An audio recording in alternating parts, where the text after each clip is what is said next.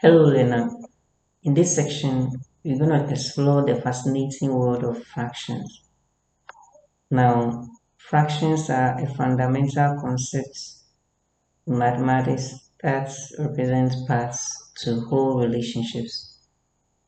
Now, understanding fraction is a crucial step for problem solving in various aspects of life, from cooking, shopping, to science, technology, and engineering.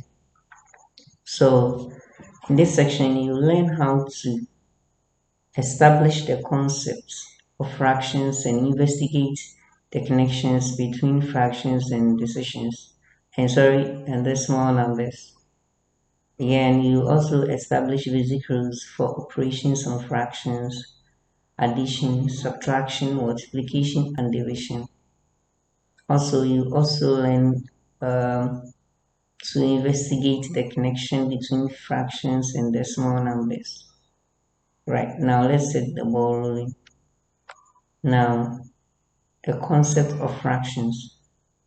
A fraction is a concept that represents a numerical value and defines parts of a whole or a unit or a group of a ratio.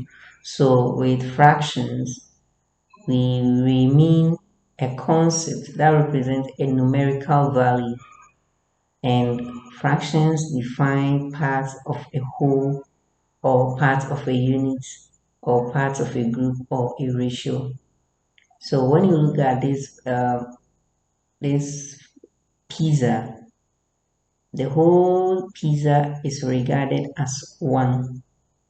So a part of this one or a part of this whole pizza is a fraction. So when we talk about fraction, we are representing a part of a whole object. So as I said earlier on, the whole pizza is regarded as a whole unit or as something that is regarded as a whole. So when we take a part of the whole fraction, a part of the whole pizza, then we say that that part of the whole pizza is the fraction, right? Now again, if we divide a fraction into four equal parts and we take one out of the four divisions, then we see that we have taken a fraction of 1 on 4. That is 1 on 4. So a fraction 1 on 4 means that the fractions have been divided into four equal sections and one out of the four equal sections have been taken. Now, 1 out of 4, each of these numerical values has a name. The first part is called a numerator, and the second part is called the denominator, and the division symbol is also normally called the fraction bar. So the numerical part here at the top tells you the number that has been taken, and then the denominator part here, that is the 4, also represent the number of the divisions that we've made. So 1 out of 4 means we have 4 divisions and we've taken 1 out of the 4 divisions, right? So just as I explained, fractions include two parts. That's the numerator and the denominator part. And the numerator part talks about the upper part of the fraction, and that represents the number of sections of the fraction. And then the denominator part, which is the lower or the bottom part of the fraction, represents the total divisions of parts into which the fraction has been equally divided. Now let's look at an example here. So if you have a fraction 3 on 7, then we say that 3 is the numerator and 7 is the denominator. Now let's look at some types of fractions here.